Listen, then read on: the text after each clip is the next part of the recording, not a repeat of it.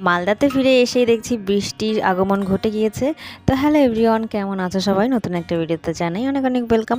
রাত্রেবেলা বেশ সুন্দর ঘুম হয়েছে, জার্নি করে আসার পর রাত্রেবেলা ঘুমটা বেশ ভালো হয়। তো সকালে কাজকর্ম হয়ে গেছে আর এখন একটু বারান্দাতে এসে গাছপালাগুলোকে দেখছিলাম। তো বাকি কাজকর্ম কমপ্লিট করে এখন বড়মশাইকে দিয়ে দিয়েছি সকালের খাবার, ব্রেড সাথে একটু চা। এদিকে নিউজ দেখতে দেখতে আমাদের চা খাওয়া হচ্ছে। আজ ভাবলাম সকাল সকালই মেশিনে কাপড় চোপড় দিয়ে দিই, কারণ আজকে অনেক কাজ রয়েছে, ঘর মোছামুছি করতে হবে। তো বড়মশাই চলে গেছে ডিউটি আর আমি আমার বাগান থেকে নিয়ে এসেছি কারি পাতা আর এদিকে ধনেপাতা। তো একটু বানাবো চিড়ের পোহা, কারণ ও সকালবেলায় ব্রেড খেয়ে গেছে আর আমি ভাবলাম একটু চিড়ের পোহা বানিয়ে নিই। তো এদিকে একটু পোহা বানিয়ে নিলাম, অনেকদিন পরে খাওয়া হচ্ছে। আর